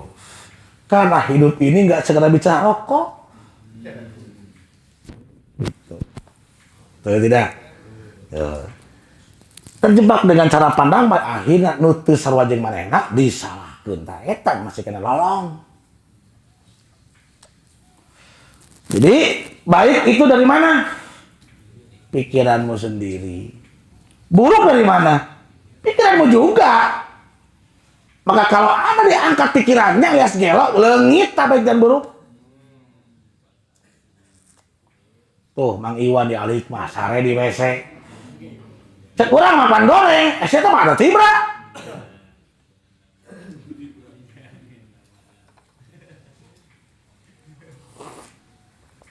Tuh, maka Allah mengatakan falak tahamal akobah, wama adrokamal akobah, fakku rokobah. Orang-orang yang mau menempuh jalan yang mendaki itu, mereka lah orang-orang yang sudah bisa melampaui dualitas. Tak terjebak lagi dengan baik dan buruk. Kalaupun ada dirasa salah menurut pikirannya, apakah ini kesalahannya harus dibenarkan? Apakah ini kesalahan harus dimaklumi? Apakah kesalahannya harus diabaikan? Karena tidak setiap yang menurut kita salah itu menurut orang lain salah. Tuh, gara-gara negara jelema ngarokok dina motor jadi parasea. Gitu. Da cek pernah salah. Da cek si ieu mau urang we, isunya mos moal nyambung tah frekuensi itu. akhirnya memaksakan diri polisi lain atuh. Si jelema eta tidak mau cek orang di depan polisi mah pasti nurut. Gitu. Cak dia di jalan teu make helm, aya jelema jangan halangan. Teu di helm maneh gitu. Tuluy gitu. Oh, maneh salah nya terus naon mun urang salah. Maneh emang naon begitu di depan. Jadi ribut gitu. Itu polisi mah nurut gitu da tukangna. Gitu. Isi di helm Pak, mohon Pak biar lepat wi eta tos pejabat maneh usuk. Bohong babang, orang bodoh setik. Ada sih masyarakat ada, gitu. Nurut ke polisi, mereka batur mah, itu di seragam. Naon maksudnya? Itu Bob. Itu, Mang Bob belum ke motor aja lama, misalnya nyebuk na gondrong, beri udud. Mentah sih masyarakat bikin mah. Naon sih Bang? Lain polisi. Nah, kita semua memahami bahwa ada pihak tertentu yang memang bertugas gitu untuk menegakkan keadilan itu. Orang lain mah geus we. Naon cek urang maksudna tong payun teuing.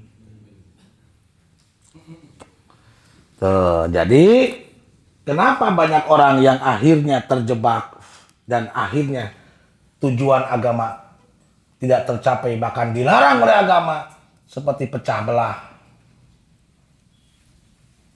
permusuhan, kebencian yang tidak bertempatnya tercapai mereka orang-orang yang masih buta dan tidak mengerti. Itu ya kebencian yang tidak bertempatnya. Karena saya juga benci saya koruptor. Itu.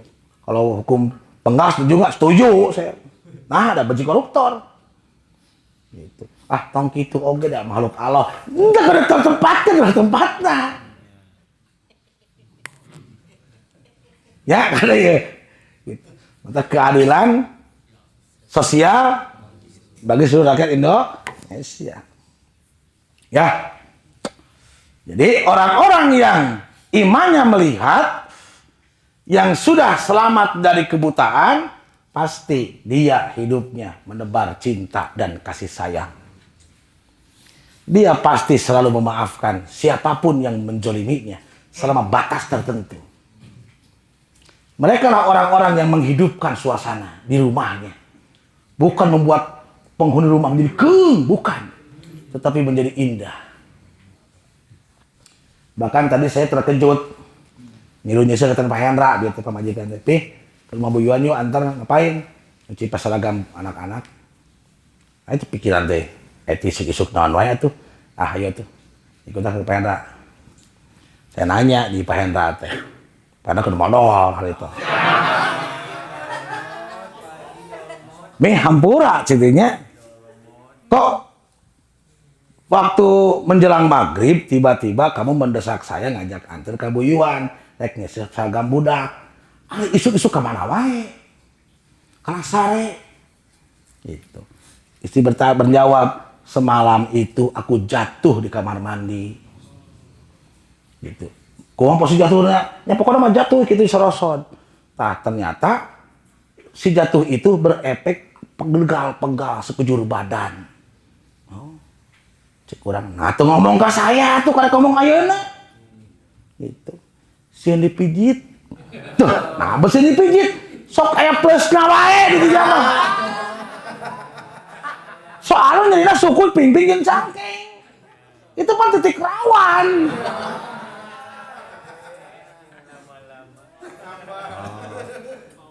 Jangan lama-lama, nanti lama-lama. Urang geus seserian nya, nah teu ngomong ka urang. Gitu. Gitu. Takut dipijit. Gitu.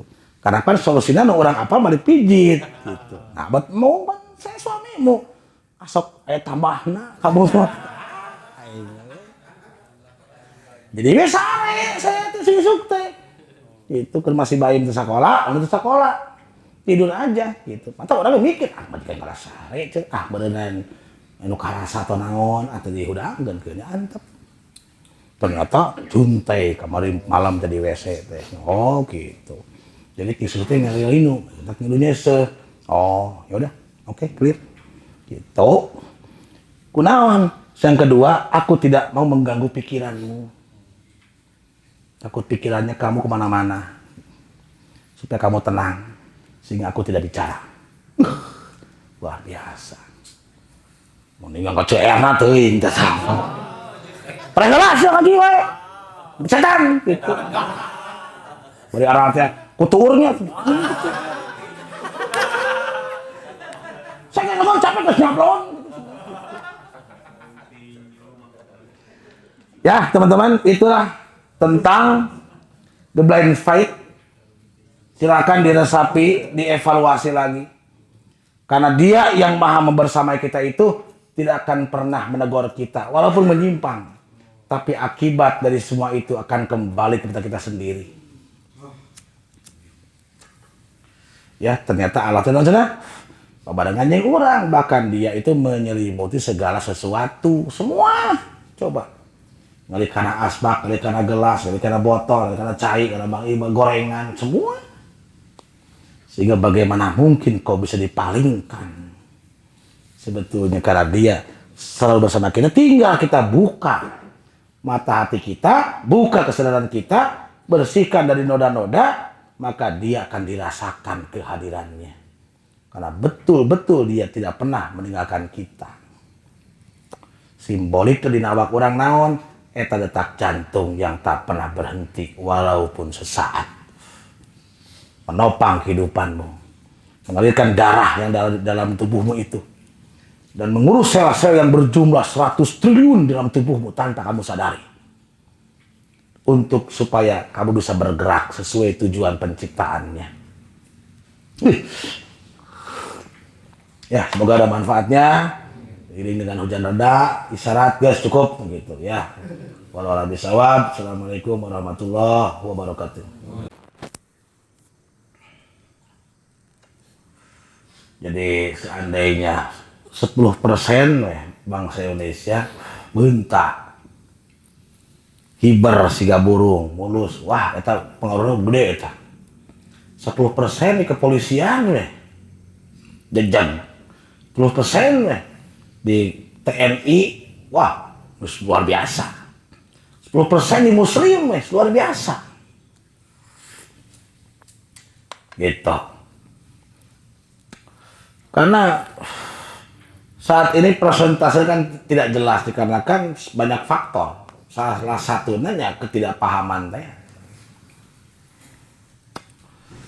Karena 10% itu lumayan besar, komo di jumlah gede gitu kan.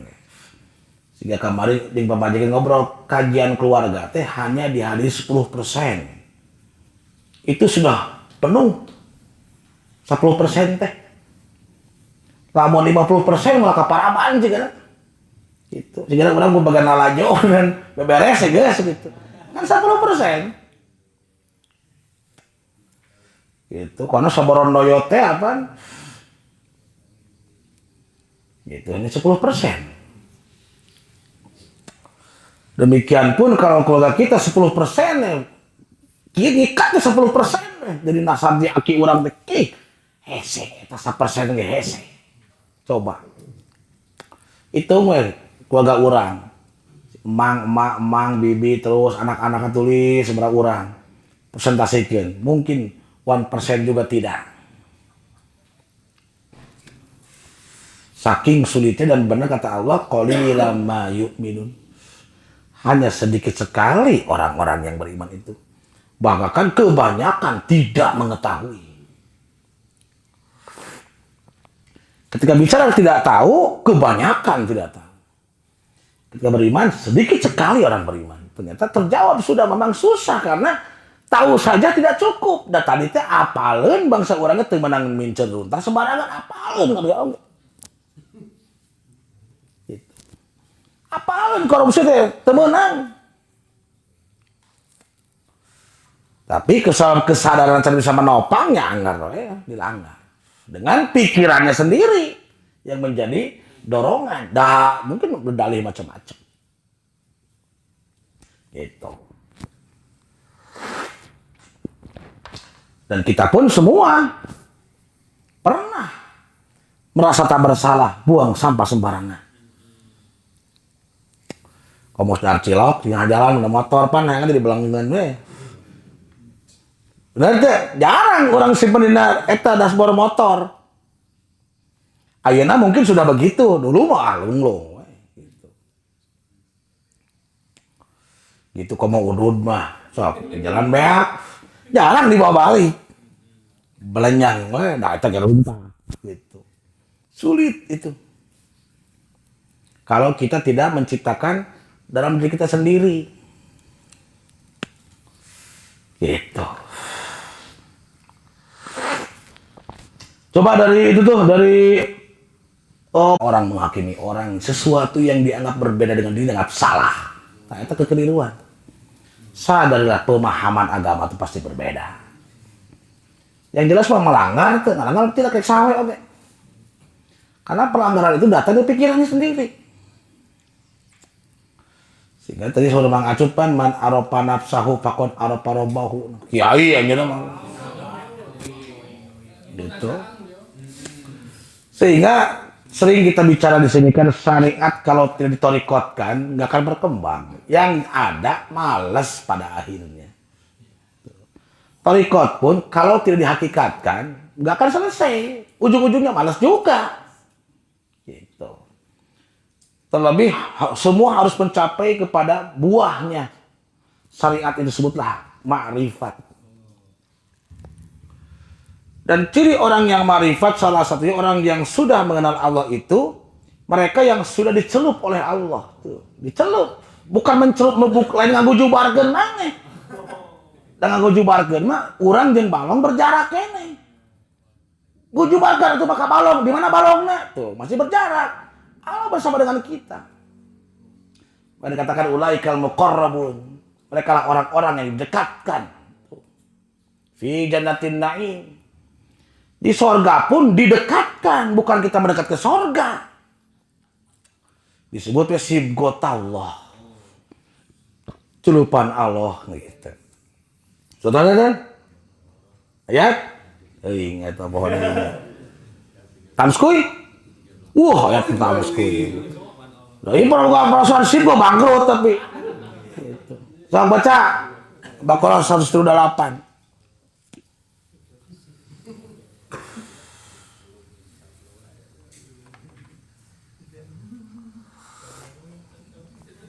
Ayo, silakan baca.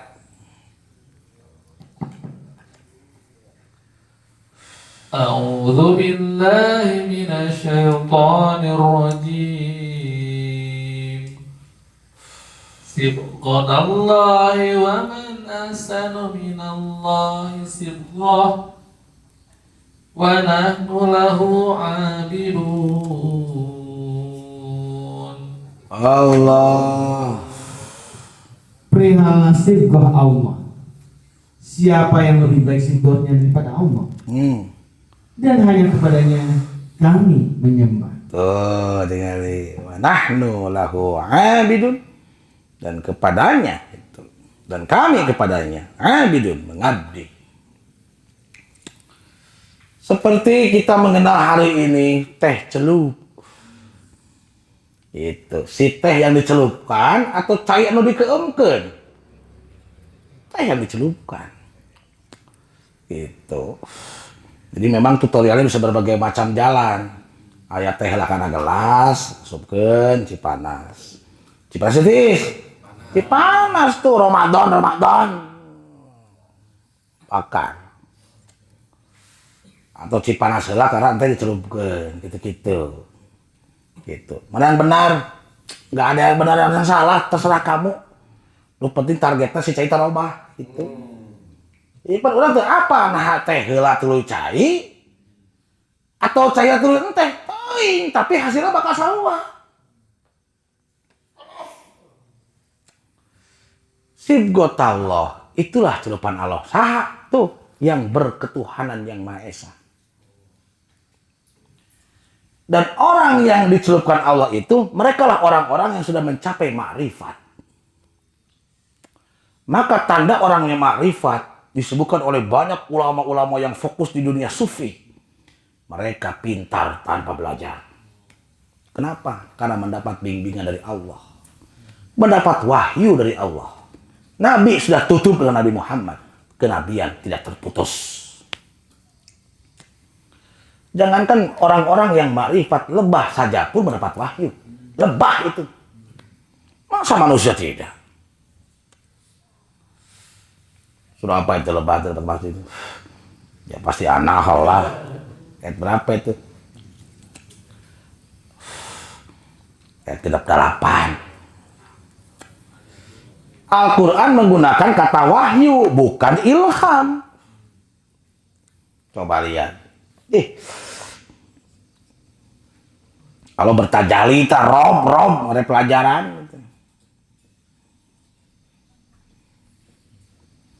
Ayat 68 tuh. Wa auha rabbuka tuh. Dan telah diwahyukan rabbuka oleh Rabbmu ila nahli, kepada lebah. Naon cenah? Anittahizi minal jibali buyutan gitu. Wa minas syajari wa mimma ya'risun. Buatlah sarang-sarang di gunung-gunung, pohon payu dan tempat-tempat yang dibikin manusia. Nah, pertanyaannya si wahyu kepada lebah ini apa ayat soraan? Maka wahyu itu tesorak, teaksara. Tapi langsung sang lebah itu mengerti dan tak pernah salah. Dia membuat sarang dengan banyak orang tanpa musyawarah pun presisi. Sugan muajidar meteran te.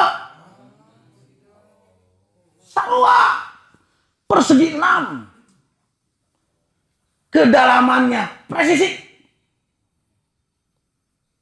Coba dapat wahyu tuh lebah. Masa kamu enggak?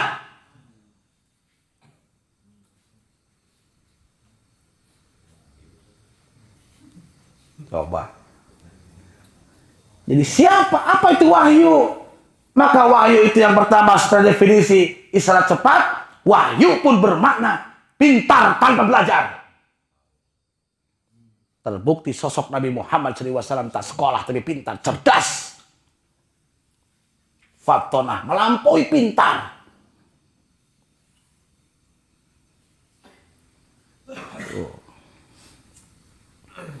Aku orang yang on wae itu hirup teh. Tapi ngabangun rumah tangga sakinah ge teu becus. Kamalikan kur hiji, roda teh kacida.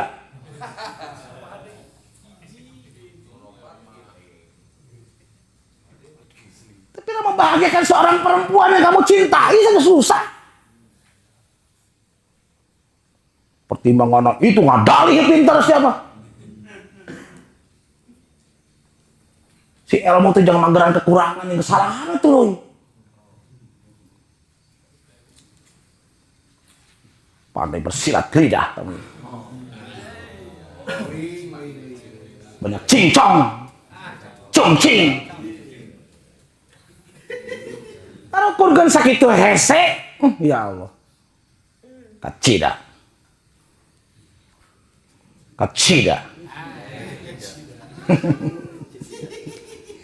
Aduh. Ayo tahun sok. Mana karyamu? Bingung. Maka wajar kata Nabi Muhammad SAW, al-mu'minu kamasalin nakhlah. Orang-orang yang imannya mantap, tuh tempat lebah. Sendirian, hebat. Berjamaah, hebat. Punya skill pribadi dan punya skill berkelompok. Oh, gambaran pemain bola. Pemain bola wajib punya skill pribadi.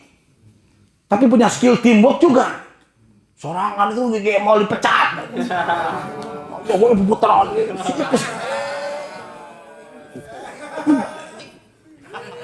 Ada yang cetak gol gini, lain gitu. So, kayak mau sanguan kamu. Harus punya teamwork. Kamu sekolah contohnya dia. Itu kan masalahnya membangun, menciptakan, ngambil madu, salipat dikumpulkan terus. Itu contohnya lebah, dicontohan ku lebah, tidak ngerti jelema. Ku Quran lieur. Contohan peradaban Madinah teu ngarti deui wae, bingung. Ku Muhajirin teu paham di Ansor momol deh, ayeuna kumaha itu. Gitu. Diberi pelajaran kupat, lontong jeung leupeut teu ngarti keneh wae. Ku opor gule teu ngarti deui wae, sambal goreng ati teu ngarti deui wae. Maka para wali luar biasa mendakwahkan Islam tanpa Quran, buta huruf orang-orangnya. Hanya dengan makanan saja pun sampai pesan-pesan Tuhan. Luar biasa pintar para wali.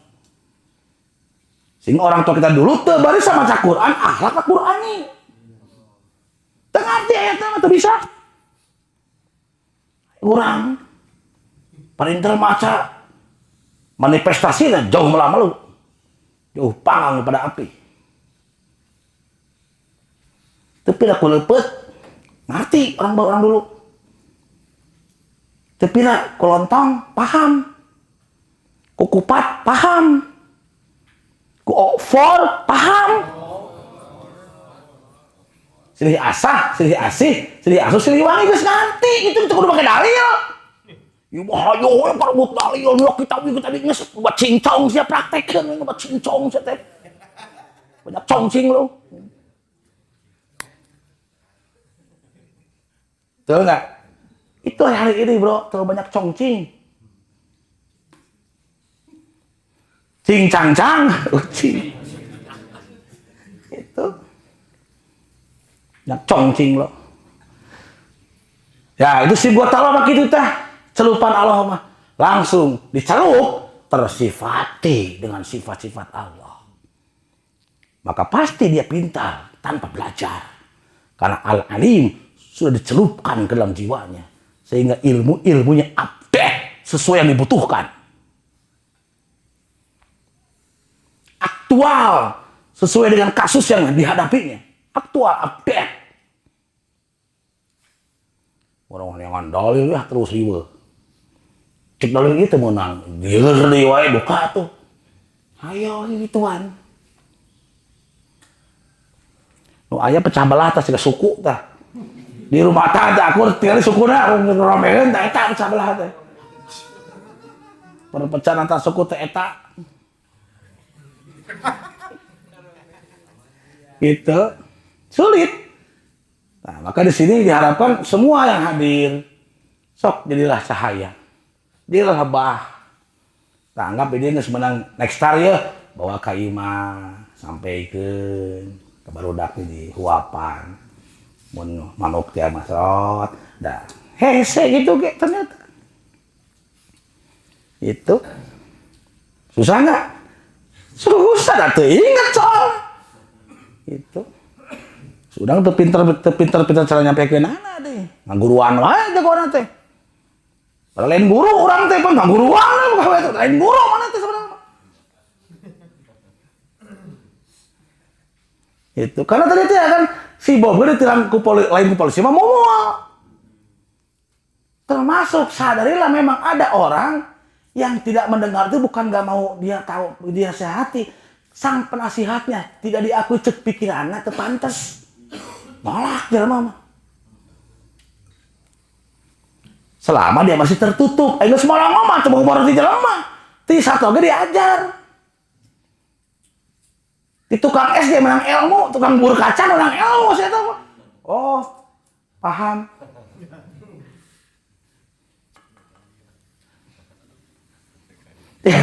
Tukang cilok menang ilmu, saya tahu gitu. Oh, ilmu teh balataknya meliputi segala sesuatu ternyata. Gitu. Coba dari Bang Igo nih. Wah, Bang Igo mengurus ma'rifat ini. Dari tahu sampai kepada paham berjarak. Dari tahu dari ilm menuju ke ilmal yakin berjarak. Dari ilmal yakin kepada ainal yakin berjarak. Kita jarak itu maka sering kita menemukan hadis-hadis kan antara satu surga dengan lainnya berjarak. Begitulah, itulah ilmu. Maka disebut dengan cahaya. Cahaya itu sesuatu yang menjangkau sesuatu. Nah, yang terjangkau itu berjarak dengan sumber cahaya itu. Maka disuruh untuk mencari. Tarik, kecangan, degetan, gitu seolah-olah. Nah, maka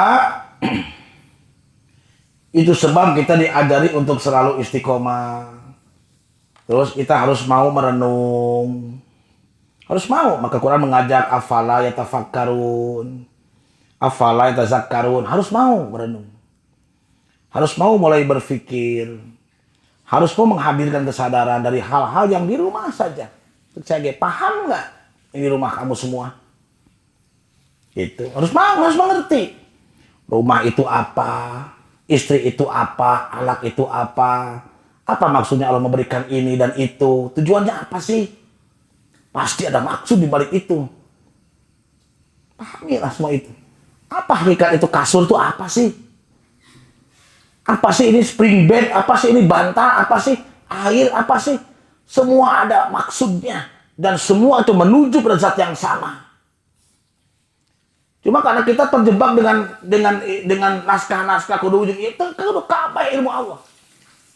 Inna fis samawati wal ardi la ayatillahi liqaumin yu'minun. Semua yang di langit dan di bumi itu semua pelajaran. Siapa yang mencetuskan nama ini kasur, bantal? Siapa sih ini luar biasa? Siapa sih yang pertama kali buat ini nama ini gelas? Hebat betul tuh orang tiba-tiba sepakat semua. Siapa sih? Yang mengatakan ini akuarium ini bahasa mana sih ini? Apa sih tujuannya? Jadi banyak yang bisa kita pelajari sebetulnya. Kalau mau. Pakaian itu apa sih? Teks itu apa sih? Kacamata teh naon sih? Tirah sih itu sebutnya kacamata teh naon sih? Semua akan menuju pada Rahman Rahimnya Allah sebetulnya.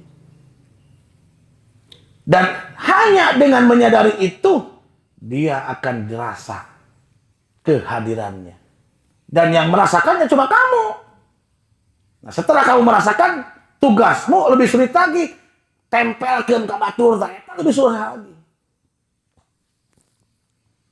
Kenapa? Karena hanya orang-orang yang hadir dan menyaksikanlah yang bisa mentransfer. Kalau sekedar tahu, tidak cukup. Terbukti, kita pun dikasih tahu terpandal.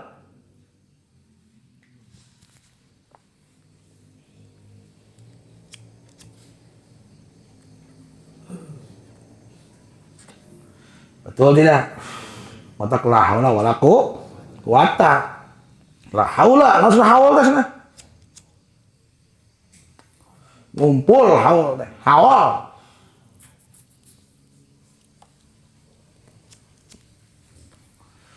Maka semua yang ada itu merupakan energi dan energi itu kumpulan kekuatan yang ada bahkan hidup dari segala sesuatu. Ternyata semuanya hidup, bahkan batu pun hidup. Ya kumaha coba. Batu pun bertasbih. Besi bertasbih. Cuma kamu tidak mengerti sejarah tasbih mereka. Itu maka ada Nabi Sulaiman alaihissalam bisa memahami bahasa binatang. Ada seorang Nabi Sulaiman diberikan kemampuan untuk menundukkan angin. Bahkan setan-setan tunduk. Contoh, kunaon setan betsieun ka Umar bin Khattab.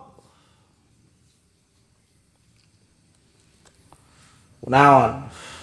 Kan banyak tuh hadis begitu tuh. Menceritakan bahwa Umar bin Khattab itu kalau lewat setan pun lari. Nabi ngomong nanti. Kunaon sabab gun? Namun karena pintar, emang yang lain bodoh gitu? Namun karena taat, emang yang lain enggak gitu? Oh, karena Umar itu berilmu, emang yang lain enggak gitu? Bahkan budangna ilmu tepan Ali bin Abi Thalib. Tapi kenapa setan itu lari kepada Umar? Maka secara logika rasio, karena Umar pernah menjadi bagian teman setan. Itu. Saya geng Tama, sama-sama ketua geng.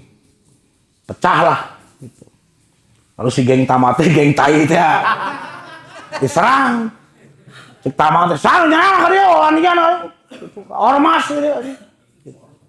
Ormas tadi ormas teh orang masjid maksudnya.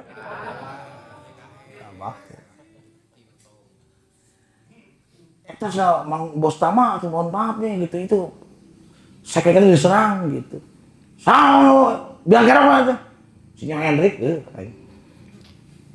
baru nah bos CS aja apa kelemahan aing CS gitu pasti maksud cunguk sih itu apa lah aing sih karena orang bisa berteman dengan tamskuy kan sahabat-sahabat setan di Quran di Hizbul Syaiton. Umar pernah di situ sebelum masuk Islam jahiliyah nanti mata setan sianan da kartun apa itu benar tuh oh sekarang nih maka saya pernah mengatakan seandainya saya dulu seorang pejinah enak tukang balik ceramah hadir eta si korban teh kapungkur diak buru teh cadel ya gitu jadi jangan ngacung nih kamu. Gimana Pak cara menjauhi perjinahan gimana gitu. Kan sekarang lagi marak ya gitu. Urang bisa teh pernah coba kumaha. Langsungnya ya yang bertanya lebih paham apa yang ditanya gitu. Gitu. Coba silakan dari mana tuh? Bah Allah tekan